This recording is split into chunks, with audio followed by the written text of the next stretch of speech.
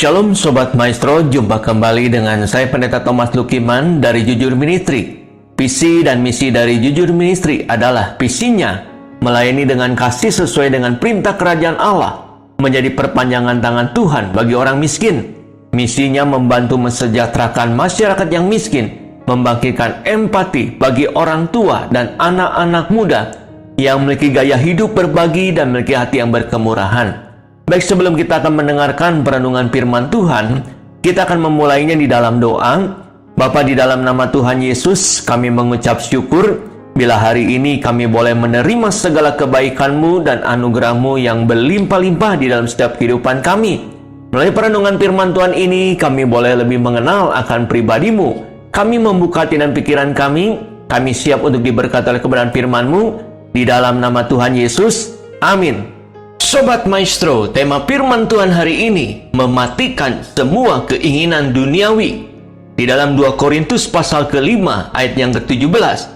Jadi siapa yang ada di dalam Kristus, ia adalah ciptaan yang baru. Yang lama sudah berlalu, sesungguhnya yang baru sudah datang. Mengenakan manusia baru yang artinya telah diciptakan menurut kehendak Allah di dalam kebenaran dan kekudusan yang sesungguhnya. Kata baru dalam manusia baru dalam bahasa Yunaninya yaitu kainos, yang artinya baru dalam mutu atau kualitas. Rasul Paulus memakai istilah kainos untuk kata baru yang berarti Tuhan Yesus menjadikan seseorang manusia baru yang sama sekali belum pernah ada di dunia ini. Manusia baru adalah seseorang yang telah dihidupkan kembali, dibaharui, dan yang telah berpikir secara rohani. Ia adalah manusia baru yang diciptakan oleh Kristus.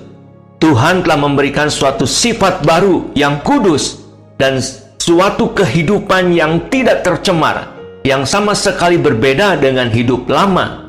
Oleh karena itu, orang percaya disebut sebagai manusia baru di dalam Kristus.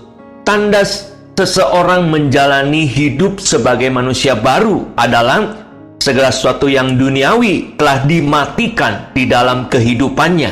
Ia tidak lagi hidup menurut keinginan dagingnya atau segala sesuatu yang tidak sesuai dengan keinginan Roh Kudus.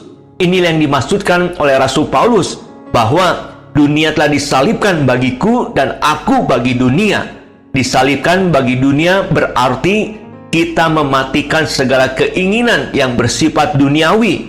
Di dalam 1 Yohanes pasal kedua ayat yang ke-16, sebab semua yang ada di dalam dunia, yaitu keinginan daging dan keinginan mata serta keangkuhan hidup, bukanlah berasal dari Bapa, melainkan dari dunia. Semua yang berasal dari dunia adalah bertentangan dengan kehendak Tuhan. Karena kita telah ditebus dengan darah Kristus, maka segala hal yang duniawi sudah tidak boleh mewarnai kehidupan orang percaya. Mengapa kita harus mematikan semua keinginan duniawi? Hal yang pertama, keinginan duniawi adalah celah bagi orang untuk kembali membangun persahabatan dengan dunia.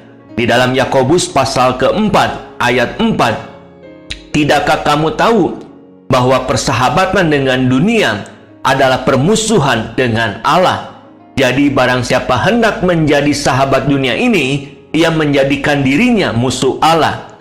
Oleh karena itu, firman Tuhan memerintahkan kita untuk mematikan semua keinginan duniawi. Kita harus bersikap tegas dan tidak boleh berkompromi sedikit pun. Seperti apa yang dituliskan dalam Kolose pasal ketiga ayat yang kelima. Karena itu, matikanlah dalam dirimu segala sesuatu yang duniawi. Kematian dari hal-hal duniawi adalah proses yang harus kita jalani seumur hidup kita, sehingga Kristus mendapati kita sebagai mempelainya yang tidak bercacat celah. Hal yang kedua, mengikuti keinginan duniawi artinya kita sedang mendukakan Roh Kudus. Di dalam Efesus pasal yang keempat ayat yang ke-30, dan janganlah kamu mendukakan Roh Kudus Allah yang telah memateraikan kamu menjelang hari penyelamatan. Dalam suratnya kepada jemaat di Efesus, Rasul Paulus mengingatkan kita semua agar kita tidak lagi mendukakan Roh Kudus. Mendukakan dapat berarti membuat sedih, mempermalukan, dan juga menghina. Jangan hidup lagi sama seperti orang-orang yang tidak mengenal Allah dengan pikirannya yang sia-sia. Jadi, kita harus benar-benar mengenakan manusia baru dengan menanggalkan segala perbuatan dan karakter lama kita yang tidak berkenan kepada Tuhan.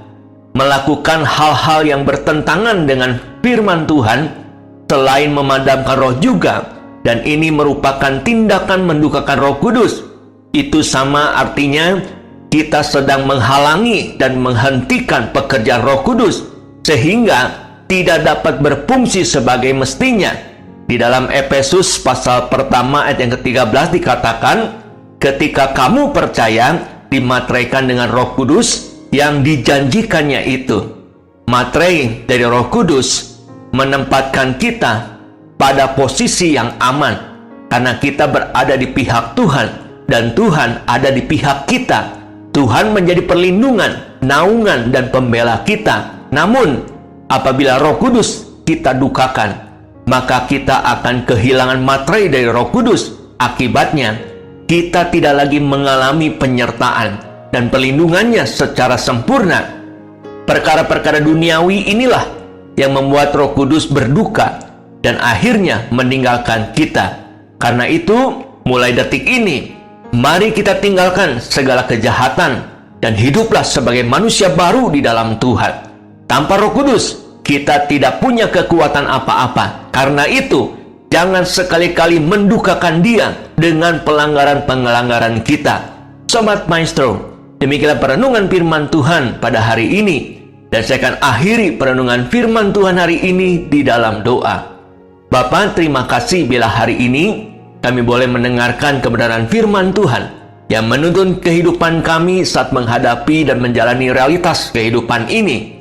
Hari ini kami telah belajar bagaimana mematikan semua keinginan duniawi di dalam kehidupan setiap kami. Tandanya kami menjalani hidup ini sebagai manusia baru adalah segala sesuatu yang duniawi telah kami matikan di dalam kehidupan kami. Karena keinginan duniawi adalah celah bagi kami untuk kembali membangun persahabatan dengan dunia ini. Dan yang kedua, mengikuti keinginan duniawi artinya kami sedang mendukakan Roh Kudus. Apabila Roh Kudus kami dukakan, maka kami akan kehilangan materai dari Roh Kudus. Akibatnya, kami tidak lagi mengalami penyertaan dan perlindungannya secara sempurna di dalam setiap kehidupan kami, pribadi lepas pribadi. Materaikan firman-Mu dalam setiap hati kami, agar kami menjadi pelaku-pelaku firman Tuhan yang hidup. Di dalam nama Tuhan Yesus, kami berdoa dan ucap syukur. Amin. Saya Pendeta Thomas Lukiman mengucapkan terima kasih dan Tuhan Yesus memberkati kita semua. Shalom.